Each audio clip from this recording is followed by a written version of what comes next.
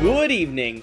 The guys up top are saying I'm not marketable enough. Something about big fat man children in basements screaming not being that attractive.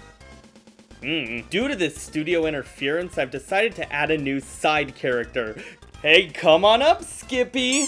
Hey there, Deuce! How are you doing, buddy? I'm doing great. How about you, Skippy? Oh, well, I have to be honest, things aren't going too hot. You know, my car broke down on the way here, so I gotta deal with that when I'm out of here, and then I gotta deal with that. I think most people, regardless of age, grew up with the slapstick cartoons of the olden days, with my childhood being filled with a lot of Popeye, Felix the Cat, and of course, Mickey Mouse. I specifically had a box set of old royalty-free cartoons which included one of my favorites, Christmas Comes But Once a Year. This geriatric Grampy just like breaks into this orphanage and starts dismantling everything and laughing and shit. It's hysterical. Everyone's seen a Tom and Jerry flick or had an awakening over Bugs Bunny and drag, so the general slapstick Rubberhose style has been ingrained into almost everyone's brain. Due to this, the stylings of old cartoons have become one of the most common to imitate in the modern day. Now, technically when talking about the Rubberhose styling in particular, it's usually in reference to real old shit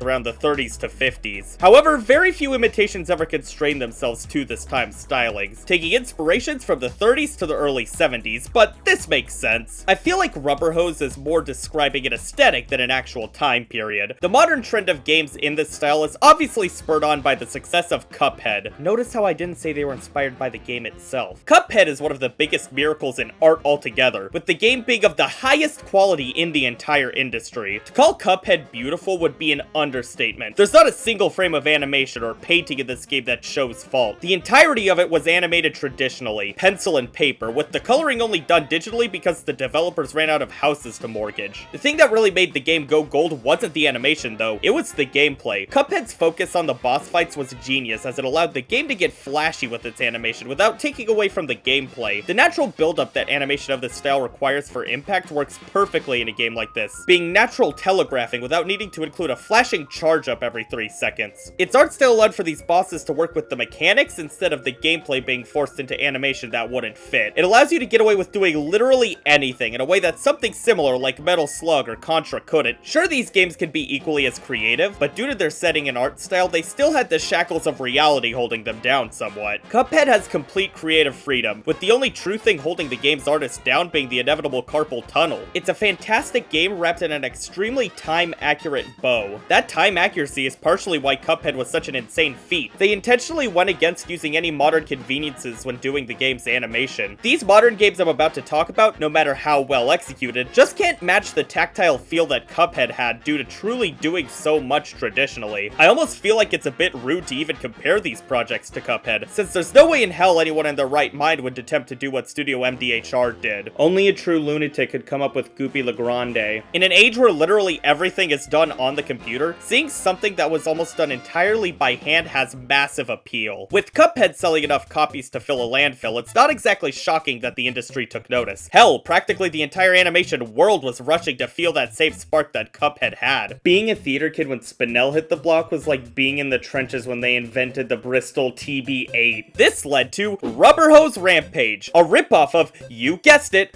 Clax. This is a blatant clone of Cuphead, released the second Mickey Mouse entered the public domain. This game looks like that shitty anti-phone ad they made us watch back in literature class. This game runs through the public domain like Usain Bolt, taking literally any character it legally can and doing whatever the f this is with it. The entire game looks like a scrapbook of questionable legality, and when it does it, it looks like a Warrior Cats animation meme from 2017. You ever just look at a cutscene and know that the creator has a Fire Friday Night Funkin' mod in the works? This game is ridiculous. Look at some of these attacks. It's insanity. I probably don't need to tell you that this game is pure trash, so I won't. Enchanted Portals is a higher quality clone of Cuphead, yet it raised a bigger stink than Rampage, oddly enough.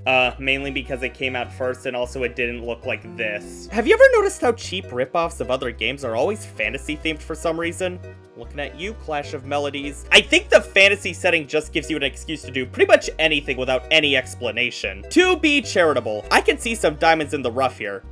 Okay, maybe not diamonds, but shards of broken beer bottles will have to do. Enchanted Portals tries to take a focus on the run-and-gun stages that Cuphead was very sparse with. And while the art isn't at Cuphead level, it still has some level of competence to it. The game may be Cuphead from Five Below, but at least it's not from Dollar Tree. Despite the clear level of passion in the project, it falls short with extremely poor level design and a failure to fully live up to its ambitions. I can sympathize with a low-budget project, but I can't sympathize with something worse. Bad level design! I think that might make me a sociopath, but to be fair, who's sitting behind a microphone and a camera isn't? Toyland Tussle is similarly blatant in its inspiration, but this is a bit more tactful than your Rubberhose Rampages. It's clearly got higher production value than the previous game, sporting some pretty slick-looking animation. It's not trying to pretend it's something it's not, and the game being a smooth $3 makes it an easier pill to swallow. Enchanted Portals is like swallowing a f***ing bus. It works not only because of its smaller scale, but also because it's not trying to fool anyone. Enchanted Portals always felt kind of ashamed of its inspirations, like it was trying to hide the fact that it was wearing a milky skin suit. Tussle, on the other hand, just feels like a quick homage there to see if they were able to replicate that style.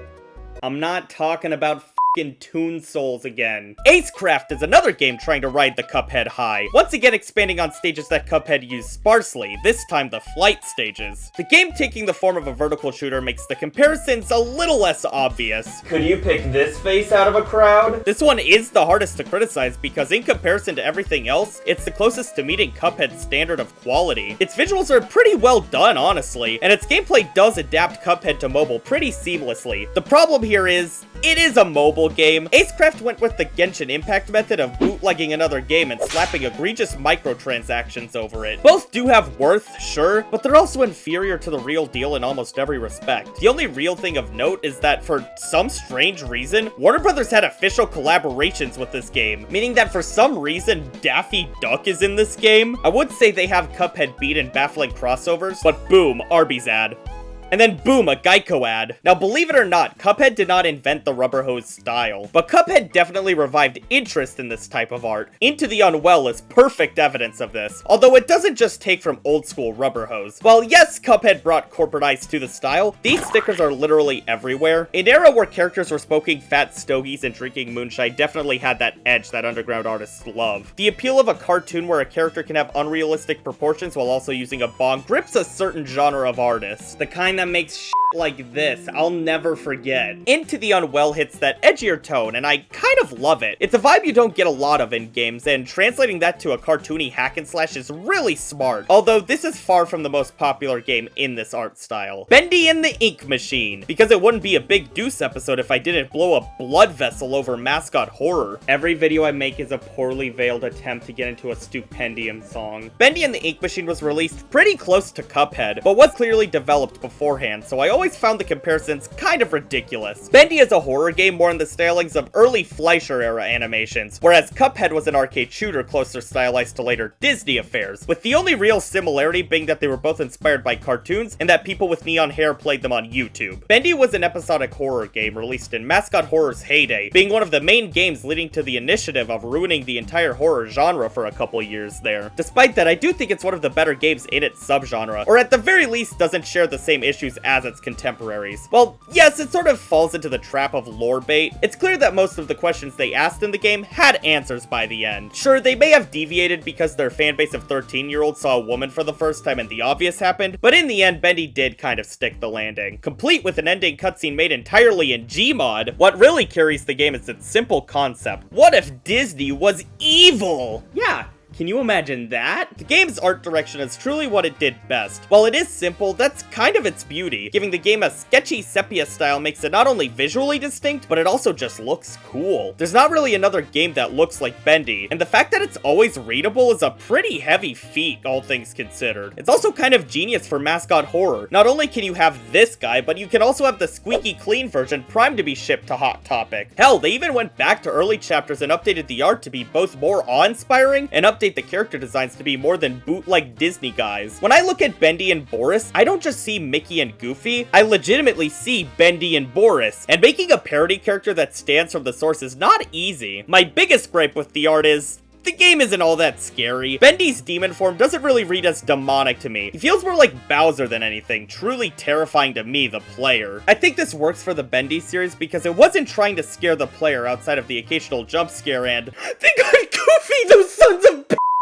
It's more of a basic Bioshock-like, something that became way more obvious in future entries. Unlike a lot of other games I talk about here, we actually got to see the Bendy series evolve and iterate on its character, bringing Bendy away from the Mickey cartoons and closer to the live mascot suit seen in the Disney parks. This works well with the Dark Revival being a sort of retelling of the first game, with the specifics shuffled around and remixed, still keeping in line with its inspiration, but from a completely different angle. Honestly, I'm always kind of shocked at how varied the looks of these games were for being so restricted, and I'm honestly surprised at how much effort is put into these games despite their target audience being okay being led to the trough. I also have to appreciate anyone who gives my boy Theodore a makeover like this. A game that takes a similar approach is Mouse, PI for Hire. While the art is clearly done digitally, I don't mind all that much because they still commit to their idea. It's a first-person shooter, so it was already going to deviate hard from the accuracy of Cuphead, just due to the logistics of making a game like this. This also isn't really supposed to have the same appeal as Cuphead, so I'm more okay with this less than accurate presentation. Cuphead's main appeal was being a playable Looney Tunes cartoon with minimal story, whereas Mouse PI uses the Rubberhose aesthetic to color the world, using the time period where the style was common as a way to represent it, similar to something like Fallen Aces. My main issue comes with how similar all the characters look. Obviously the game is riffing off of Mickey Mouse, but even since Mickey's beginning, the characters in these features were varied visually. There are a handful of non-mouse characters like the dollar store Dingo Dial here, but I genuinely think that this visually makes the game a bit uninteresting. The entire game is already monochrome, so just having differently silhouetted characters could help a great deal in visual variety. Regardless of my gripes, I do think that the game's overall aesthetic and animation is well done, and shows that you don't need to focus on accuracy, just in how you're using your art style. Heck, Rubberhose techniques and the pie-eye look that Rubberhose goes for is not exactly dissimilar to the techniques used in more modern animation. The only real difference is that we have new ways to cut corners. Not to say that animation takes any less work or effort, but we have digital frame retiming, image tweening, and just the conveniences that modern art programs offer. Recent cartoons like the Cuphead show and Paul Ruddish's Mickey Mouse shorts take the visual aesthetics of those original characters, but use the modern conveniences in animation heavily. I think so many projects doing a similar thing seem so cheap and lame is because they are. Jeez, maybe I'm the real PI here. A lot of these projects try to use the style of ancient cartoons without understanding what made these styles work. Fluidity and timing are so important to making these look right. That's why I'm so off-put by Acecraft. Despite it being technically impressive, the timing is so strange and disjointed on some of these animations, making almost all of them feel strange. These old cartoons are deceptively simple. Sure, they may look like they were made with the budget of a pack of cigarettes and a promise of lead poisoning, and to be fair, they probably were, but they took careful consideration of how these characters moved. The style isn't appealing because they all wear gloves and know what an anvil is. It comes together with how these characters move. I made a joke about Spinel from Steven Universe earlier, but I think this proves my point greatly. Let's be honest, if you designed a character who looked like this in the 40s, you'd be burned at the stake. Nothing is visually accurate about this character's design, but since they move with the strong weight and timing, you're willing to let this slide. Then you look at One Piece's anime trying to do the same thing, and the bits they try to pull fall flat due to the poor pacing. And that's where the real failures come in. Like, look at this game, Escape by Spoon. Obviously this is playing on the titular trope, but it's using an okay art style to hide its mediocrity. Hell, I'm not even sure if this is a real game. Something about this trailer just screams pre-rendered animation. There's also this game, Kalit, a survival game using a similar style, and this makes even less sense. Isn't the point of this art style to get some animated eye candy? Why would I want a game where I barely ever see the animation aside from my hand? And it isn't even animated that well! Take a look at something like Pizza Tower or Antonblast. Two games definitely inspired by Rubberhose cartoons, at least in some fashion, but because the game's art style are so infused with other influences, it isn't immediately obvious. They both also, once again, have solid timing that brings the whole style together. Hell, almost every animated project in some shape or form takes some influence from the Rubberhose days, simply because that's where a lot of the tropes and stylings of animation started. I also think that these slapstick cartoons tropes translate really well into video games. Hell, the biggest game mascot ever started as a bootleg Popeye. Slapstick works so well in the game space because it's all about build-up and execution. It leads itself to fair game design because it's always visually obvious what's going on in the game. Hell, taking inspiration from this era is not anywhere near a new concept. Bubsy, the Jersey Devil, hell, Crash Bandicoot are all built off the backs of Rubberhose animation, taking every opportunity to copy its notes. Even Disney themselves took a stab at the revival of this classic era with both Kingdom Hearts and Epic Mickey. Kingdom Kingdom Hearts usage is fun, reminding you that anime as a whole started with Rubberhose stylings too. Epic Mickey, on the other hand, took the history of animation and what you did to make animated shorts back in the day, the history of their own company, and built a story and setting around that.